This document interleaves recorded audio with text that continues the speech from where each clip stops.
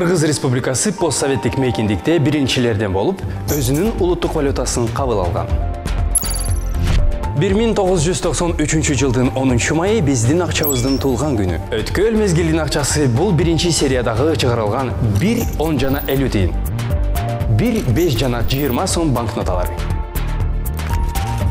Эң алгачкы сомдордун коргоо элемент бир гана бүркүт тартылган суу белгисинен турган.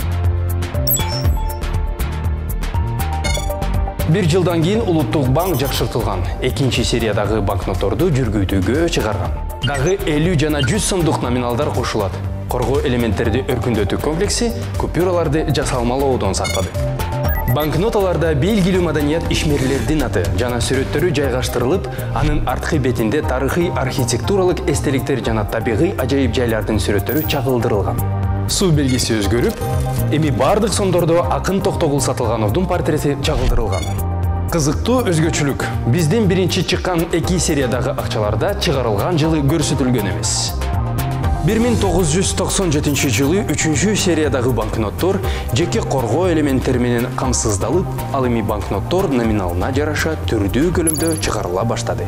Акырындап 5 жана 10 сомдуктар өзгөртүлдү. 2000 жылы жүгүртүүгө 200, 500 жана 1000 сом киргизилди. Бирок жогорку номиналдагы акчалардын көлөмү өтө эле чоң болуп чыгарылып калган. Андыктан 2009 жылы кийинки 4 сериядагы банкноттордун баары 1,5-2 сантиметрге кичиретилген. Эми акчалар капчыкка кыйынчылыксыз батып калды. Ошол эле жылы эң жогорку номиналдуу 5000 сомдук банкнота чыкты.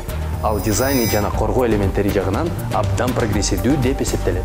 2010 жылы 5000 сомдук акча эл аралык жыл банкнотасы сынагынын финалисти болуп аталган. Алардын жүгүртүүдөгү мөөнөтү 1 жылдан 5 жылга чейин. Эскирген жана айрылган акчалар дайыма жүгүртүүдөн алынып, улуттук банктын атайын жабдуусу менен жок кылынат. Кыргызстандын улуттук валютасы бул биздин кенчибиз. Аны урматтап, аяр мамиле жасагыла.